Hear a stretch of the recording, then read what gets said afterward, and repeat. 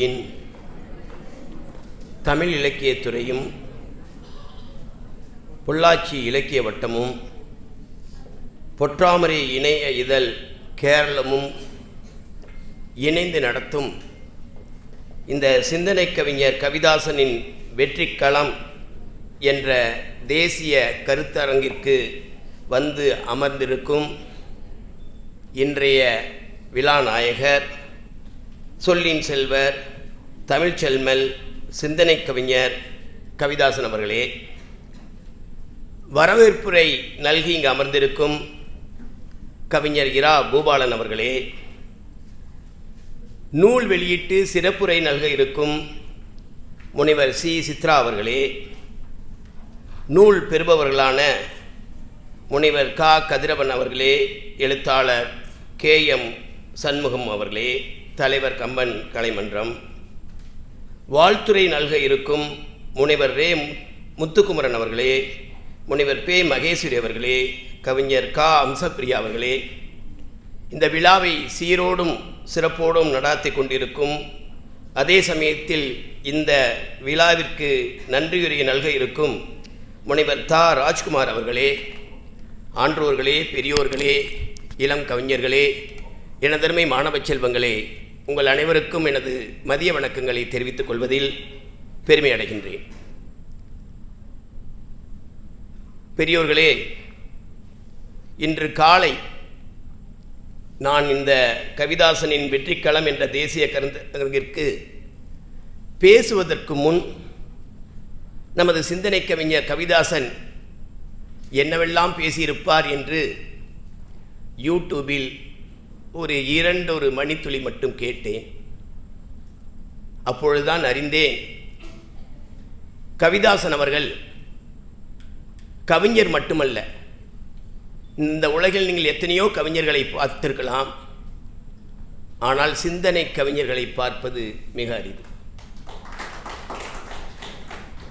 சிந்தனை கவிஞர்கள் கூட நீங்கள் பார்த்திருக்கலாம், ஆனால் ஒரு பேச்சாளரை பார்க்க இருப்பது, சிந்தனை கவிஞராகவும் பேச்சாளராகவும் இருப்பவரை பார்ப்பது மிக மிக அரிது. அதே சமயத்தில் நீங்கள் சிந்தனை கவிஞரையும் பேச்சாளரையும் பார்த்திருக்கலாம், அவர்கள் தன்னம்பிக்கை பேச்சாளர்களாக இந்த இலக்கிய உலகில் உலா வருபவர்களை பார்ப்பது இன்னும் அரிது. அப்படி பார்க்கையில் இந்த 3 திறமைகளும் தகுதிகளும் கொண்ட ஒரே கதாநாயகர் நமது தமிழ உலகில் இருக்கும், இந்த இலக்கிய உலகில் இருக்கும் ஒருவர் யார் என்று கேட்டால் அவர் நமது சிந்தனை கவிஞர் கவிதாசன் அவர்கள் தான். சிந்தனை கவிஞர் கவிதாசன் அவர்கள் அடிக்கடி இளைஞர்களுக்காக, அவர்கள் வாழ்க்கையில் முன்னேறுவதற்காக பல பேச்சுகளை பேசியுள்ளார். தன்னம்பிக்கை பேச்சாளர்கள் எத்தனையோ பேர் இருக்கலாம், அவர் சிந்தனையை மட்டும் தூவுவர் அல்ல, சிந்தனையோடு சேர்ந்து கவிதை நடைகள் எதுகை மோனையில் பேசக்கூடிய ஒரு வல்லமை மிக்கவர் நமது கவிதாசன் அவர்கள். அவர் அடிக்கடி அவருடைய பேச்சில் சொல்வார், இந்த உலகில் புரட்டி போட்டது ஒரு ஆப்பிள், அதற்கு நான் 3 சம்பவங்களை கூறுகிறேன். ஒன்று ஆதாம் ஏவாள் என்னுடைய ஆப்பிள், இன்னொன்று நியூட்டனுடைய ஆப்பிள், 3வது ஆப்பிள் மொபைல் ஃபோன். ஆதாம் ஏவாளினுடைய ஆப்பிள் உங்களுக்கே தெரியும். ஆண்டவன் முதலில் படைத்த ஒரு மனிதன் யார் என்று கேட்டால் ஆதாம். அவன் விலா எலும்பிலிருந்து ஏவாளை படைத்தான். ஆனால் ஒரு கண்டிஷன் போட்டான், அவனுக்காக ஒரு உலகை சிருஷ்டித்து, இந்த மரத்தில் உள்ள கனியை மட்டும் நீ சாப்பிடக்கூடாது என்று சொன்னான். ஆனால் ஏவாளின் பேச்சை கேட்டு அந்த கனியை கடித்ததால் இன்று இத்தனை மனிதர்கள் இந்த உலகில் உலா வந்து கொண்டிருக்கிறார்கள். அதே போல எல்லோரும் மரத்திலிருந்து ஒன்று விழுந்தால் விழுகிறது என்றுதான் பார்ப்போம். ஆனால் இந்த நியூட்டன் மட்டும், சார் ஐசக் நியூட்டன் மட்டும் என்ன நினைத்தார்? ஏன் அது மேலே போகவில்லை, கீழே வருகிறது? அதற்கு என்ன காரணம்? ஏன் அது விழுகிறது, கீழே விழுதா மேலே போகலாம்ல? புவியீர்ப்பு விசையை கண்டுபிடித்தார். இன்று பல அறிவியல் கண்டுபிடிப்புகளுக்கு அதுதான் மூலாதாரமாக இருக்கிறது. 3வது ஆப்பிள் எல்லோரும் கையில் வைத்துக் கொண்டிருக்கிற ஐஃபோன். அதை கண்டுபிடித்தவர் யார்? Steve jobs. நீங்கள் ஸ்டீவ் ஜாப்ஸ், நான் கணிப்பொறி அறிவியலை சார்ந்தவன். இந்த கணிப்பொறி அறிவியலில் மிகப்பெரிய புரட்சி நடந்தது. உங்களுக்கு தெரியும், உலகினுடைய மிகப்பெரிய பணக்காரர் ஒருவர் ஆக வேண்டும் என்றால் இதற்கு முன்னல், அதாவது கணிப்பொறி அறிவியல் வருவதற்கு முன்னர், ஒன்று அவர் மிகப்பெரிய மன்னரனுடைய மகனாக இருக்க வேண்டும், அல்லது ஒரு மிகப்பெரிய பணக்காரனுடைய மகனாக இருக்க வேண்டும். ஆனால் இந்த ஸ்டீவ் ஜாப்ஸும் இந்த பில் கேட்ஸும் இரண்டு பேரும் சாதாரண மக்கள். பில் கேட்ஸை எடுத்துக்கொள்ளுங்கள். ஹார்வர்ட் யூனிவர்சிட்டியில் போய் படிக்க சேர்கிறார். படிச்சுட்டு 3ஆம் பருவம், 3rd செமஸ்டர் தான் படிக்கிறார். அப்போ அவருக்கு இந்த படிப்பின் பேரில் ஒரு அக்கறை விட்டுட்டு, அக்கறை இல்லாமல் போய் அவர் என்ன பண்ணுறார்? போய் தனியாக ஒரு மென்பொருளை உருவாக்க போகிறார், சாஃப்ட்வேர். பொதுவாக அந்த காலத்தில் ஒரு கம்ப்யூட்டர் என்று நினைத்தால் எல்லா கம்பெனிகளும் கம்ப்யூட்டரை உருவாக்க வேண்டும் என்று நினைக்கும் ஒழிய அதற்கான சாஃப்ட்வேரை உருவாக்கி அதை சந்தைப்படுத்த முடியும் என்று யாருமே நினைத்ததில்லை. அதை செய்ய முனைந்த போது பால் ஆலன் அவர் 2 பேரும் சேர்ந்து செய்கிறாங்க. எல்லோரும் எள்ளி நகையாடினார்களாம்.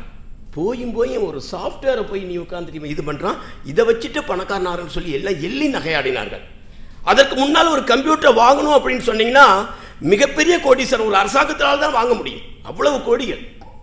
ஒரு பர்சனல் கம்ப்யூட்டர்னு ஒரு தனியாக அதுக்காக ஒரு சாஃப்ட்வேரை உருவாக்கி, விண்டோஸ் முதல் MS DOS அப்படின்னு வந்துச்சு, சாஃப்ட்வேரை ஆப்ரேட்டிங் சிஸ்டத்தை உருவாக்கி அதை சந்தைப்படுத்தி பிற்காலத்தில் உலகத்தினுடைய நம்பர் 1 கோடீஸ்வரன் ஆனார். நினைத்து பாருங்கள். அவர் காலேஜ், ஒரு சாதாரண மனிதன், காலேஜில் உட்கார்ந்துட்டு காலேஜால் துரத்தி அடிக்கப்பட, வெளியில் படிக்க முடியல, 3ஆவது வருஷம் வெளியே வந்துட்டார், ட்ராப் அவுட். அதான் சொல்லுவாங்க, ஹார்வர்ட் யூனிவர்சிட்டியில் ஒரு தடவை போய் அவருக்காக கிராஜுவேஷன் செரிமனியில் அவர் சீஃப் கெஸ்டாக போகிறப்ப is the most successful drop out of Harvard யூனிவர்சிட்டின்னு சொன்னாங்க. அந்த இதிலிருந்து வெளியே போனவர். அப்பேற்பட்ட ஒரு சாதாரண மனிதன் தன் வாழ்க்கையில் எந்த நிலையை அடைந்தான்? உலகத்தினுடைய நம்பர் 1 கோடீஸ்வரனாக அடைந்தான். ஸ்டீவ் ஜாப்ஸ், உங்களுக்கு தெரியும், அவர் ஒரு அனாதை, தாய் தந்தையரால் கைவிடப்பட்டவர். கல்யாணம் ஆகாமலே உங்களுடைய தாய் என்ன பண்ண, கல்யாணம் ஆகாமலே அவளை பெற்றுட்டா, தூக்கி வீசிட்டு தத்தெடுக்கப்பட்டார். இன்னொருத்தர் தத்தெடுக்கப்பட்டு வளர்க்கப்பட்டவர். அவர் போய் நினைச்சிட்டு, ஐயோ நான் ஒரு அனாதை, என்னால் ஒன்றும் செய்ய முடியாது என்று நினைத்திருந்தால் என்று நீங்கள் எல்லாம் அப்படியே பார்த்து அழகாக பார்த்து கொண்டு இருக்கிறீர்களே. எப்பயுமே நம்ம மொபைல் ஃபோனை வைக்கிறப்ப இதெல்லாம் நான் சாதாரண இப்படி வச்சுருக்கேன். நம்ம ஆளுக்கு இந்த மொபைல் ஃபோன், ஆப்பிள் ஃபோன் வச்சுருக்கோம், இப்படி வச்சுருப்பான். ஏன்? அந்த ஆப்பிள் படம் வெளியே தெரியுமா? டே, நான் வச்சிருக்கிறது ஆப்பிள் ஃபோன்றா, எதுக்கு? அப்படி பெருமை மிக சொல்லக்கூடிய ஒரு ஃபோனாக எத்தனையோ மொபைல் ஃபோன்கள் இந்த உலகில் இருந்தாலும் எல்லோரும் எதைத்தான் பேசுகிறாங்க? ஆப்பிள் ஃபோனை பற்றி தான் பேசிட்டாங்க. அதை வச்சாலே அவனுக்கு ஒரு ஸ்டேட்டஸ் வந்துருச்சு. அப்போ அதை உருவாக்கியவன் யாருங்க? சாதாரண மனிதன். அதை உருவாக்கி உலகத்தினுடைய மிகப்பெரிய கோடீஸ்வரனானான். இதைத்தான் அடிக்கடி அவருடைய சிந்தனைகள் மூலம், சிந்தனை செய்திகள் மூலம் சொல்லிட்டே இருக்கார். நீ உட்கார்ந்து சாதாரண மனிதன் என்று நீ நினைத்து நான் வாழ்க்கையில் உயர முடியாது என்று நீ நினைக்காதே, உன்னால் முடியும்.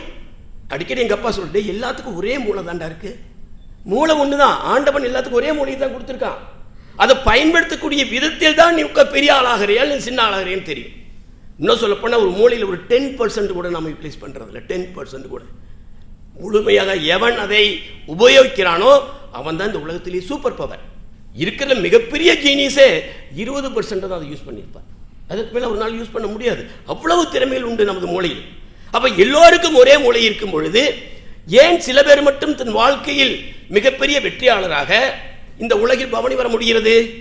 அவர்கள் சிந்திக்கின்ற வித்தியாசமாக சிந்தித்தார்கள், அவர்கள் வாழ்க்கையில் உயர்ந்தார்கள். ஏன்? நீங்கள் நினச்சி பாருங்கள். நீங்கள் உட்காந்துட்டு நீங்கள் இதில் மகாபாரதத்தில் எடுத்துக்கொண்டீங்கன்னா 2 பேர் இருக்காங்க, அர்ஜுனன் அண்ட் கௌரவர்கள். இவங்க 2 பேருக்குமே அந்த காலத்தில் துரோணாச்சாரியார் அப்போ இருக்கிற ஆசிரியர்கள் என்னன்னாங்க, 2 பேருக்கு மட்டும்தான் அவங்களுக்கு கல்வி கற்றுக் கொடுப்பாங்க.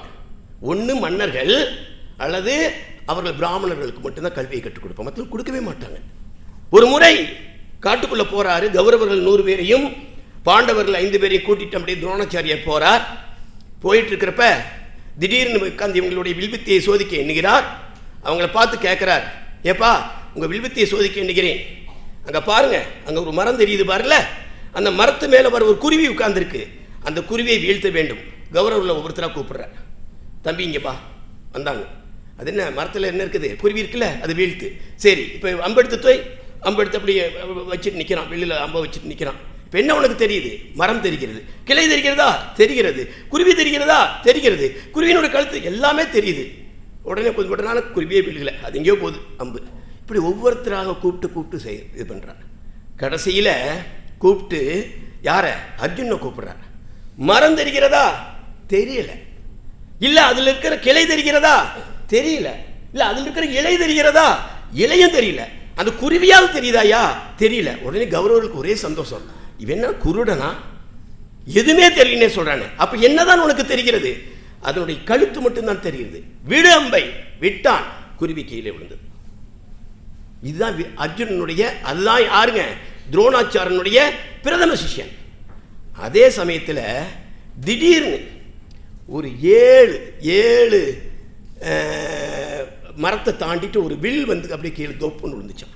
இதாராது மகாமேரு மரங்கள், இவ்வளோ பெரிய மரங்கள் தொலைச்சிட்டு ஒரு வில்லு வந்து விழுகுதே, இதாராது? நான் உட்காந்து இந்த 100 பேருக்கு தான் வில்வித்தை கற்றுக் கொடுத்தேன், அல்லது இந்த 5 பேருக்கு வித்தை கொடுத்தேன், யாரா 3வது ஆள்? இவ்வளோ பெரிய வில்வித்தை வீரன் யார் அப்படின்னு கேட்குறப்ப அந்த இடத்துல ஏதோ ஒரு சலசலன்னு ஒரு சவுண்டு கேட்டு தான். அங்கே போய் பாருப்பா, அது அங்கே என்ன சலசலன்னு கேட்குது. அங்கே போனால் ஒரு ஏழை புலையன் நின்றுட்டு இருந்தானோ. அந்த ஏழை புலையனை கூப்பிட்டாங்களாம். கூப்பிட்டுட்டு, யாரப்பா நீ? புலையன். உன் பேர் என்ன? ஏகலைவன் சார். என் பேர் ஏகலைவன். ஏகலைவனா? உனக்கு எப்படி இந்த வில்வித்தை தெரியும்? நான் அரசர்களுக்கு மட்டும் தானே சொல்லி தந்தேன். நான் உட்கார்ந்துட்டு சாதாரண பிராமணர்களுக்கு மட்டும் தானே, ஆச்சாரியர்களுக்கு மட்டும் தானே சொல்லி தருவேன். உனக்கு எப்படா இது தெரியும்? அவர் கோபம் வந்துருச்சு. எனக்கு தெரியுங்கய்யா. எப்படி தெரியும்? நான் உட்காந்துட்டு நீங்களுக்கெல்லாம் நீ வில்வித்தை சொல்லி தருவீங்கல்ல, அப்போ சைடில் உட்காந்துரு மரத்துக்கு பின்னால் நின்று பார்த்தேன், பார்த்துட்டெல்லாம் இதை கற்றுக்கிட்டேன் அப்படின்னாரு. இவருக்கு மிகப்பெரிய ஆட்சியம். இந்த உலகத்திலேயே மிகப்பெரிய ஒரு வில்வித்தைக்காரன் அர்ஜுன் என்று தான் நினச்சோம். இங்கே பாரு, ஒருத்தர் இருக்கிறான். அப்புறம் உனக்கு இதை தவிர வேற எது தெரியுங்க? எனக்கு சத்தங்களை கேட்டே வில்வித்தையால் அடிக்க முடியும்னு சொன்னான். அப்படியா? அந்த சமயத்தில் என்ன ஒரு இடத்துல சலன்னு சவுண்டு ஒரு கேட்டுதான். என்ன சவுண்டு கேட்டதையும் ஒன்று கேட்டேன், இவ்வாறு இங்கே சத்தம் ஏதோ கேட்குது, உன்னால் நீ அங்கே என்னமோ ஏதோ ஒரு மிருகம் இருக்க மாதிரி உனக்கு கண்ணுக்கு தெரியுது. ஒவ்வொருத்தராக கூப்பிட்டு கேட்குறோம், யாருக்குமே ஒன்றும் தெரியல. புலையன் இருக்கான், இவன் ஏகலை, இவன் எடுத்து வில்ல விடுறானா. விட்டா என்னென்னா போய் உட்காந்து சடங்கு சவுண்டில் ஒன்று கீழே விழுகுதான். ஓடி போய் பார்க்குறாங்க, அங்கே ஒரு பன்றி விழுந்து கிடந்தான். சப்தங்களை கிரித்தே வில்வித்தையால் ஒரு இடத்தை அடிக்க முடியும் என்று நிரூபித்தவன் யார் என்றால் ஏகலைவன். அந்த ஏகலைவன் இப்பேற்பட்ட அர்ஜுனனுக்கு மேலே ஒரு மாணவன் இருக்கிறானே என்று நினைத்து துரோணாச்சாரியருக்கு ஒரு சந்தேகம் வந்துருச்சு. இவன் போய் தெரியாமல் இந்த கௌரவர்கள் பக்கம் நின்றுட்டானா, நாம் உட்காந்து பெரிய ஆள் நினச்சிட்டு அர்ஜுனனை வளர்க்குறமே, இவனை உட்காந்துட்டு அடிச்சிடுவானே, பிற்காலத்தில் என்னது கௌரவர்கள் ஜெயிச்சிருவாங்க, பாண்டவர்கள் தோற்றுருவாங்கன்னு சொல்லிட்டு அவர் என்ன பண்ணுறாரு, ஏப்பா நீ என்னதான் வில்வித்தை கத்தாலும் நீ குரு காணிக்கைன்னு ஒன்று கொடுக்கணுமில்ல, அந்த குரு காணிக்கை எனக்கு கொடு அப்படின்னு கேட்குறாரு. அப்போ உட்காந்துட்டு அவங்க குரு காணிக்கையை என்ன வேண்டும் என்று, ஐயா உங்களுக்கு என்ன வேண்டும்? என்னுடைய குரு, என் உயிரே வேண்டாம் உங்களுக்கு தர வேண்டாம், எனக்கு உயிரெல்லாம் உனக்கு வேண்டாம், உன் கட்டை விரலை மட்டும் வெட்டி கொடுறா அப்படின்னு கேட்டு கட்டை விரலை வெட்டி கொடுத்தார். ஏன் கட்டை விரலை வெட்டினார்? கட்டை விரலை வெட்டினா வில் வித்தையை வில்ல அம்பை வில்லால் விட முடியாது, ஏன்னா அது வேணும், கட்டை விரல் வேணும். வெட்டி வீசிட்டாங்க. அதே சமயம் பின்னால் ஒன்று நடக்குது பாருங்கள். மகாபாரத போர் நடக்கிறது. கர்ணனால் அல்ல அர்ஜுனனால் துரோணாச்சாரியர் அடித்து வீழ்த்தப்படுகிறார். கிட்டத்தட்ட சாகின்ற நிலைமைக்கு ஆகிவிட்டார். அப்பொழுது ஒரு செய்தி போய் செல்கிறது, ஏகலைவனுக்கு செய்தி செல்கிறது, உனது ஆசிரியரை, உனது துரோணாச்சாரியரை ஒருத்தன் அழித்து கொன்று விட்டான் என்ற செய்தி அவனுக்கு தெரிகிறது. அவன் ஓடி வர்றான். ஓடி வந்து அதை பார்த்து, இதை யார் செய்தார்கள் என்று கேட்டானா, இது மாதிரி பக்கத்தில் இருக்க இந்த அர்ஜுனன் தான் இந்த வேலை செஞ்சிட்டான். யார்? உங்களுடைய மாணவனாக செஞ்சிட்டான்? ஆமாம் அப்படின்னு. அப்போ தான் அவன் சொன்னான்னா, துரோணாச்சாரியாரே, நீங்கள் என்னுடைய குருவே, நீங்கள் உட்கார்ந்துட்டு அன்னைக்கு மட்டும் இந்த கட்டை விரலை நீங்கள் வெட்டி வீழ்த்தி விட்டால் என்னுடைய குருவான உங்களை நான் காப்பாற்றி இருப்பேன், அவனை கொன்றிருப்பேன் என்று சொன்னானா. அப்போ தான் தெரிஞ்சுது, யாருக்கெல்லாம் நாம் கல்வி கற்று நம்மை பெரியாள் ஆக்குவான் என்று எந்த குரு நினைத்தாரோ, அதை தாண்டி ஒரு சாதாரண புலையன், சாதாரண ஏழை, இவருக்காக வாழ்நாள் பூர்வம் அழுது கொண்டு நின்றானே. அப்பதான் நினைச்சார், நாம குருவாக இருந்து நல் வழியில் ஒரு மாணவனை நாம் உருவாக்கவில்லையே என்று நினைத்தான். அப்படி நீங்கள் எந்த ஒரு செயலை செய்தாலும் நாம் சிறியவர்கள், நம்மளால் எதுவும் செய்ய முடியாது. அவர் ஒரு புலையன் தானே, அவன் எங்கேயோ ஒரு ஓரத்தில் நின்று கூட அந்த இது என்ன வில்வித்தையை கத்துட்டான், நான் ஒரு புலையன் தானே அப்படின்னு நினைக்காமல், அண்ட் டீப் லேர்னிங் சொல்லுவாங்க எங்கள் இதில், டீப் லேர்னிங், ஆழ்ந்த சிந்தனையுடன் ஒன்றை கற்றுக்கொண்டால் ஆழ்ந்த பிடிப்புடன் நீங்கள் ஒன்றை கற்றுக்கொண்டால் நீங்கள் உலகில் மிகப்பெரிய வெற்றியாளனாக மாற முடியும் என்பதற்கு ஒரு சிறு கருத்து. தாமஸ் ஆல்வா எடிசன் உங்களுக்கு தெரியும், கிட்டத்தட்ட 1300 கண்டுபிடிப்புகள் கட்டியிருக்கார். அதில் 1000க்கு மேலே அவர் காப்புரிமை பெற்றிருக்கார், காப்பிரைட் வாங்கியிருக்கார். அவர் ஒரு தடவை ஸ்கூல் வாத்தியார், ஸ்கூலில் சின்ன பையனாக இருக்கார். சின்ன பையனாக இருக்கிற சமயத்தில் அந்த ஸ்கூல் வாத்தியார் ஒரு லெட்டரை கொடுத்து கொண்டு போய் இது உங்கள் அம்மாட்ட கொடு, நீ பிரித்து பார்க்கக்கூடாதா, கொண்டு போய் கொடுங்க. கொண்டு போய் கொடுத்தானா அம்மாவை பார்த்து தாமஸ் ஆல்வா எடிசன் கேட்குறார், ஏம்மா என்னம்மா எழுதியிருக்காரு என்னுடைய ஆசிரியர்? டேய், நீ அந்த பள்ளிக்கூடத்துலேயே இருக்கிற மிகப்பெரிய பிரில்லியன்ட்டாமாடா, உனக்கு இங்கே சொல்லித்தர்றதுக்கு ஆசிரியர்களே இல்லையா, அதனால் அவனை ஸ்கூலுக்கு அனுப்பாதீங்க, நீங்களே சொல்லிக் கொடுங்கன்னு சொல்லி அனுப்பிச்சிட்டார் அப்படின்னு சொல்லிட்டார். அதை அவன் பெருமையாக நினச்சிட்டு அதுக்கப்புறம் என்ன செய்கிறாங்க, அந்த அம்மாவே இவனுக்கு எல்லாத்தையும் கற்றுக் கொடுக்குறாங்களா. கற்றுக் கொடுத்துட்டு அவன் பின்னால் என்னவாகிறான், மிகப்பெரிய கண்டுபிடிப்பாளனாக ஆகிறான். 1300 கண்டுபிடிப்பு மேலே கண்டுபிடிச்சிட்டான். ஒரு நாள் வயசான காலத்தில் அவங்க அம்மாவெல்லாம் இறந்த பிறகு அவங்க வீட்டுக்கு போகிறானா. அந்த பழைய இதுகள் எல்லாம் பேப்பரில் எல்லாம் கழிச்சு பார்க்குறான். பார்க்குற சமயத்தில் இந்த லெட்டர் கடந்திருக்கு.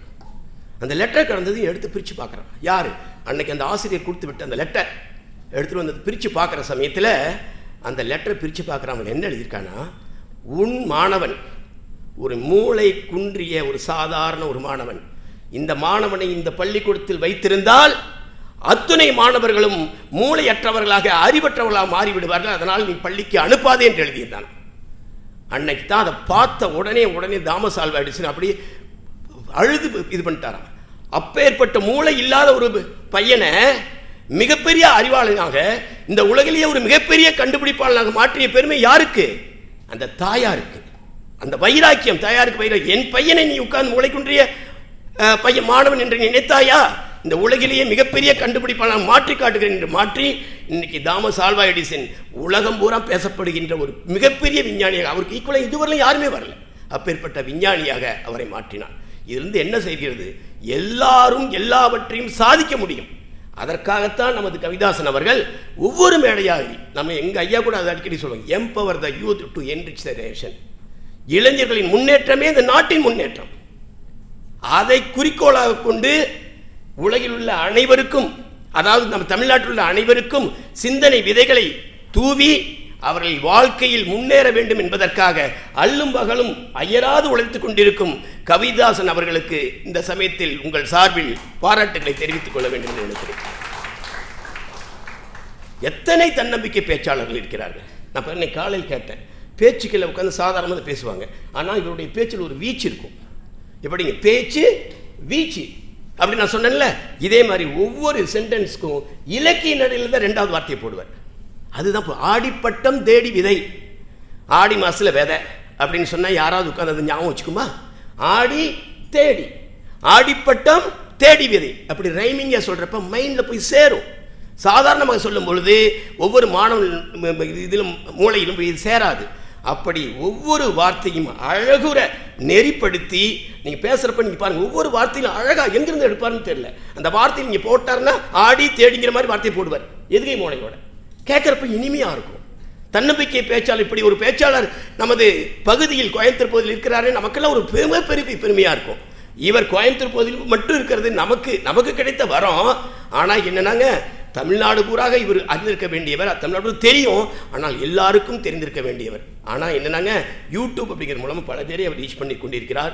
இன்னும் பல இடங்களுக்கு இவர் சென்று நமது நாட்டை ஒரு வெற்றி நடை போடும் நாடாக மாற்றி இந்த இளைஞர்களை தன் வாழ்க்கையில் உயர்த்த வேண்டும் என்று வேண்டி விரும்பி கேட்டுக்கொண்டு எனக்கு வாய்ப்பளித்த அத்தனை பேருக்கும் எனது நன்றியை தெரிவித்துக் கொண்டு விடைபெறுகிறேன். நன்றி.